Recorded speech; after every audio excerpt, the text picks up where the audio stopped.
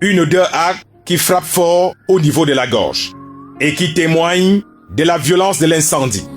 L'Olive Night Club est une boîte de nuit entièrement rénovée il y a quelques mois, célèbre sous l'appellation Yaouba au quartier Bastos, au premier arrondissement de la ville de Yaoundé.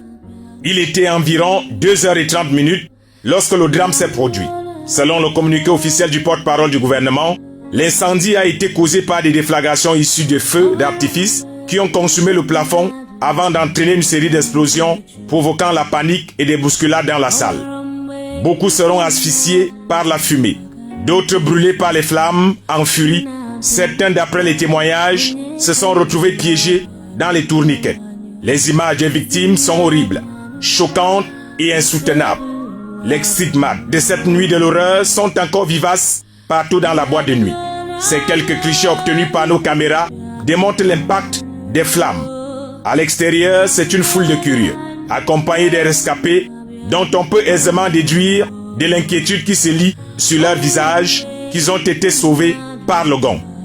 Il est environ 6 heures. La route venant de Sonel-Lonkak pour Charles-Tangana est complètement bloquée. Un cordon de sécurité établi par les éléments de force de l'ordre et de sécurité. Seules les personnalités venues nombreuses et les journalistes ont accès au site du drame, du moins à l'extérieur. Voici à l'image les propriétaires du désormais tristement célèbre Live Night Club à Yaoundé, en pleine discussion, réalisant que la mort a frappé brutalement leurs clients et personne n'a vu venir. À part ces femmes, mères d'enfants, les larmes aux yeux, qui déversent leur colère contre tous les promoteurs de boîtes de nuit. C'est un seul fils, il est parti. Il est parti, cette femme-là, à son âge. Comment elle va faire? Qu'est-ce qu'elle va devenir? Et il y a plein de mamans comme ça qui ont perdu leurs enfants. On fait comment? On fait comment? Contrôler cette affaire de chicha dans les boîtes de nuit. Sans contrôle. Sans contrôle, mais on contrôle les gens qui vendent leurs petites arachides dehors. On laisse les boîtes de nuit, les vrais ici. C'est vrai, chicha. Essayez de voir ça. Il est environ 10 heures lorsque plusieurs membres du gouvernement ont pris la route pour l'hôpital central de Yaoundé.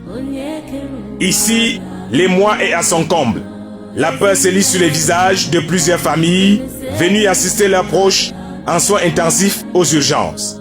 Le directeur de l'hôpital central va rapidement communiquer les cas de l'établissement hospitalier qu'il dirige. On voit que c'est des patients graves. La plupart des brûlures sont au-delà de 90%.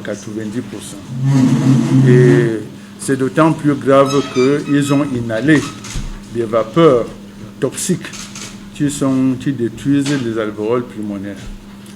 Donc actuellement là, nous avons 7 patients qui sont hospitalisés. Et dans les 7 patients, 5 sont d'une gravité extrême. 16 morts et 8 blessés, selon le communiqué officiel du gouvernement. L'histoire macabre d'une boîte de nuit qui a pris feu peu après minuit et a obscurci les nuits de plusieurs amis. Une litanie de douleurs qui met les parents en furie. Qu'on contrôle ces boîtes de nuit. Oui, c'est bon d'avoir les boîtes de nuit dans un pays, mais contrôlons les boîtes de nuit. La nuit du 22 au 23 janvier restera horrible, macabre et lugubre pour de nombreuses familles.